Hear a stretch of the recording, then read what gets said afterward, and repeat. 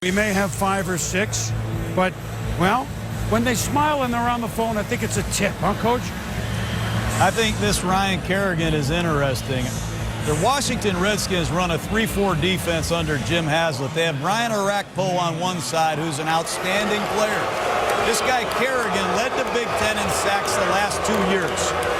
33.5 sacks at Purdue over the last 2 seasons. This is 100% effort.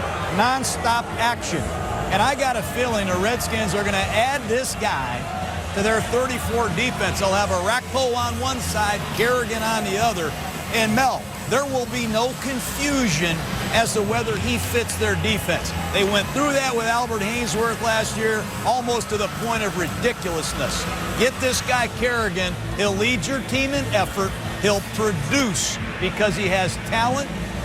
I like this pick. John, if you're the Redskins, the combine workout probably set it apart from everything. Yeah, that's what did it. That's what made Ryan Kerrigan a fit for this scheme, because you didn't know if he could play on his feet.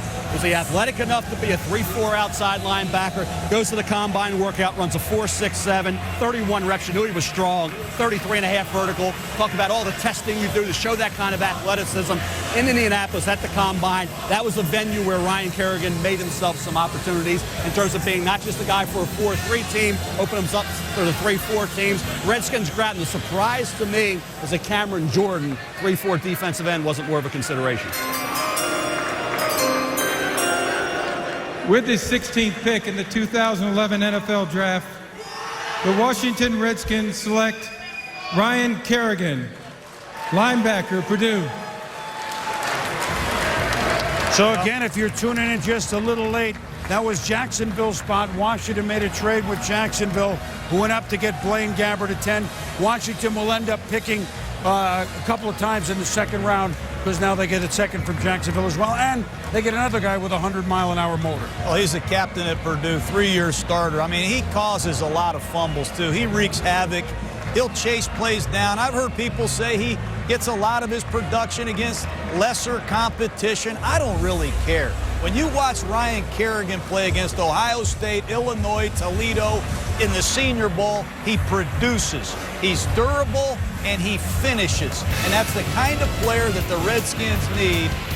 What do you think, Mel? 6'4", about 266, John. You talk about a guy that comes hard every play. I compared him during his career at Purdue with the Boilermakers to Chris Long.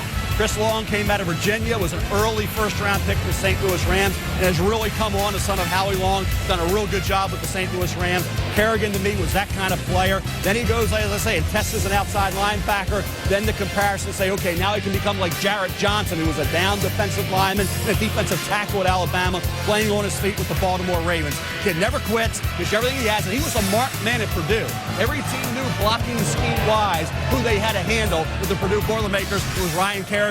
His productivity throughout his career was outstanding. What are the Washington Redskins, with Mike Shanahan in year 2, going to do at quarterback?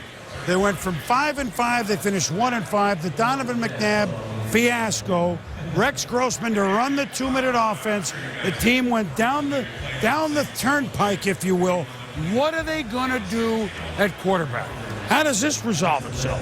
Because, I mean, it's pretty clear that the McNabb experiment in Mike Shanahan's, for whatever it's worth, that didn't work.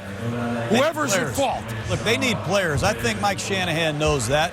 They need a quarterback of the future. They need a quarterback that can play this year, but they need to get players at every position. A lot of people thought they could have addressed the offensive line, add another great receiver. They need a lot of help at a lot of places. That's why there's coaching changes in this business, but they got a very good pass rush now with Orakpo on one side, Kerrigan on the other, and Jim Haslett will find something to do with the rest of this draft, because he's going to have to. They had the second worst defense in football last year. Now, the busiest team on Thursday